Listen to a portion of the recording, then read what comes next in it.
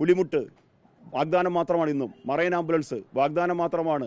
മെച്ചപ്പെട്ട ആരോഗ്യ സൗകര്യങ്ങളുള്ള ഹോസ്പിറ്റലുകൾ വാഗ്ദാനം മാത്രമാണ്. കരുനാഗപ്പള്ളിയുടെ വികസനം പ്രഖ്യാപനങ്ങളിൽ മാത്രമാണ്, പ്രവൃത്തിയിലല്ല. കരുനാഗപ്പള്ളി മണ്ഡലത്തിലെ NDA സ്ഥാനാർത്ഥി ജിതിൻ ദേവ് രാവിലെ തന്നെ വോട്ട് പിടിക്കാനുള്ള ഓട്ടത്തിലാണ്. വലിയ മത്സരമാണ് ഇത്തവണ ഉള്ളത്. തീർച്ചയായിട്ടും കരുനാഗപ്പള്ളി BJP 100% ജയിക്കും. ജയിക്കാനായിട്ടാണ് കരുനാഗപ്പള്ളി ഇത്തവണ NDA BJP മത്സരിക്കുന്നത്. ഈ മറ്റു മണ്ഡലങ്ങളെ അപേക്ഷിച്ച് വലിയൊരു ഓളം NDAയുടെ ഭാഗത്തു നിന്നുള്ളത് കരുനാഗപ്പള്ളിയിലാണ്. പൊതുവിൽ നോക്കുന്ന സമയത്ത് നേരത്തെ തന്നെ സ്ഥാനാർത്ഥിയായി അങ്ങ് കുറേ ദിവസമായി മണ്ഡലത്തിൽ വളരെ സജീവമാണ്. അതൊക്കെ ഓട്ടാമെന്ന് തോന്നുന്നുണ്ടോ? തീർച്ചയായിട്ടും. കാരണം കഴിഞ്ഞ 3-3.5 വർഷക്കാലമായിട്ട് സംഘടനാ പ്രവർത്തനത്തിൻ്റെ ഭാഗമായിട്ട് ഞാൻ കരുനാഗപ്പള്ളിയിലുണ്ട്. ഞാനിന്ന് കരുനാഗപ്പള്ളിയിലാണ് താമസിക്കുന്നത്. എനിക്ക് ഈ കരുനാഗപ്പള്ളിയുടെ മുക്കും മൂലയും അറിയാം. കരുനാഗപ്പള്ളിയുടെ വികസന പ്രശ്നങ്ങൾ എനിക്കറിയാം. കരുനാഗപ്പള്ളിയിലെ ജനങ്ങളെ ഒരു പരിധിവരെ എനിക്ക് നേരിട്ട് വ്യക്തിപരമായിട്ടുള്ള സൗഹൃദം ഉണ്ടാക്കാൻ സാധിച്ചിട്ടുണ്ട്.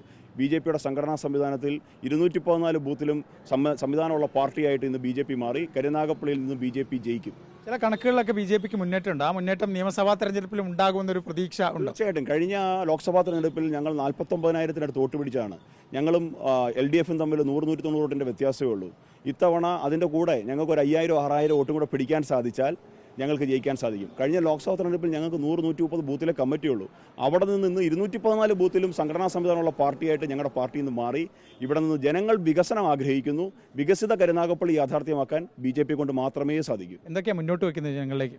ധാരാളം വികസന പ്രശ്നങ്ങളുണ്ട് കരുനാഗപ്പള്ളി. നോക്കൂ, റെയിൽവേ സ്റ്റേഷൻ എന്ത് ദുരവസ്ഥയിലാണ്. വലിയ വരുമാനമുള്ള മറ്റ് റെയിൽവേ സ്റ്റേഷനുമായിട്ട് നമ്മൾ താരതമ്യം ചെയ്താൽ വലിയ വരുമാനമുള്ള കരുനാഗപ്പള്ളി റെയിൽവേ സ്റ്റേഷൻ അമൃത് സ്റ്റേഷൻ ഉൾപ്പെടുത്തി നവീകരിക്കേണ്ടതാണ്. അത് ഞങ്ങൾ സാധ്യമാക്കും. ട്രെയിനുകൾക്ക് സ്റ്റോപ്പ് ആവശ്യമുണ്ട്. കാരണം കരുനാഗപ്പള്ളിക്കാർക്ക് വേണ്ടുന്ന ട്രെയിനുകൾക്ക് കരുനാഗപ്പള്ളി സ്റ്റോപ്പില്ല. അത് ഞങ്ങൾ യാഥാർത്ഥ്യമാക്കും. കരുനാഗപ്പള്ളിയിൽ ധാരാളം ക്യാൻസർ പേഷ്യൻറ്റ്, കൊല്ലം ജില്ലയിൽ തന്നെ ഏറ്റവും കൂടുതൽ ക്യാൻസർ പേഷ്യൻ്റ് ഉള്ള സ്ഥലമാണ് കരുനാഗപ്പള്ളി. ഒരു ഓങ്കോളജി ഇൻസ്റ്റിറ്റ്യൂട്ട് കരുനാഗപ്പള്ളിക്ക് ആവശ്യമാണ്. കേന്ദ്ര ഗവൺമെൻറ്റിൻ്റെ സഹായം ഉണ്ടെങ്കിൽ അത് സാധ്യമാക്കാൻ സാധിക്കും. തീരദേശ മേഖല ഇത്രത്തോളം സുന്ദരമായ വെള്ളനാതുരത്തൊക്കെ പോലെ അഴീക്കൽ പോലുള്ള ഞങ്ങളുടെയൊക്കെ ബീച്ചുകൾ എന്ന് പറഞ്ഞാൽ വളരെ സുന്ദരമായ സ്ഥലങ്ങളാണ്. അവിടെയൊക്കെ ഒരു ടൂറിസം പദ്ധതി ആഗ്രഹിക്കണം, ആലോചിക്കണം. പുലിമുട്ട് വാഗ്ദാനം മാത്രമാണ് ഇന്നും. മറൈൻ ആംബുലൻസ് വാഗ്ദാനം മാത്രമാണ്. മെച്ചപ്പെട്ട ആരോഗ്യ സൗകര്യങ്ങളുള്ള ഹോസ്പിറ്റലുകൾ വാഗ്ദാനം മാത്രമാണ്. കരുനാഗപ്പള്ളിയുടെ വികസനം പ്രഖ്യാപനങ്ങളിൽ മാത്രമാണ്, പ്രവൃത്തിയിലല്ല.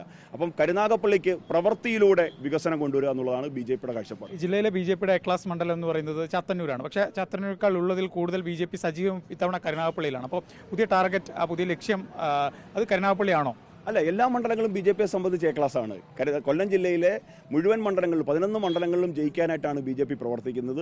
ഇവിടെ കുറച്ചും കൂടെ മുമ്പേ വർക്ക് ഞങ്ങൾക്ക് ആരംഭിക്കാൻ സാധിച്ചു. ചാത്തന്നൂർ പോലെ തന്നെ കരുനാഗപ്പള്ളിയിലും മെച്ചപ്പെട്ട രീതിയിലുള്ള വർക്ക് ഞങ്ങൾക്ക് ആദ്യം തന്നെ തുടങ്ങാൻ സാധിച്ചു. മറ്റ് സ്ഥലങ്ങളിലെ സ്ഥാനാർത്ഥി പ്രഖ്യാപനം ഞങ്ങളുടെ പൂർത്തീകരിച്ചിട്ടുണ്ട്. വരും ദിവസങ്ങളിൽ ഞങ്ങളുടെ മറ്റ് മണ്ഡലങ്ങളിലെ സ്ഥാനാർത്ഥികളും സജീവമായി രംഗത്തേക്ക് വരും. കരുനാഗപ്പള്ളിയിൽ പോലെ തന്നെ മുഴുവൻ മണ്ഡലങ്ങളിലും വിജയപ്രതീക്ഷയാണ് BJP നേടുന്നത്. എന്തായാലും വികസിത കരുനാഗപ്പള്ളി എന്ന മുദ്രാവാക്യം ഉയർത്തിക്കൊണ്ടാണ് സ്ഥാനാർത്ഥി മുന്നോട്ട് പോകുന്നത്. വലിയ പ്രതീക്ഷ മണ്ഡലത്തിലുണ്ട്. വലിയ മുന്നേറ്റം ഉണ്ടാക്കാനാകും. ഒരുപക്ഷെ മണ്ഡലം പിടിച്ചെടുക്കുമെന്നാണ് സ്ഥാനാർത്ഥി എന്തായാലും റിപ്പോർട്ടർ TVയോട് പറയുന്നത്. വീഡിയോ ജേർണലിസ്റ്റ് അബു താഹിറിനൊപ്പം റിപ്പോർട്ടർ AV ജയശങ്കർ, റിപ്പോർട്ടർ കൊല്ലം.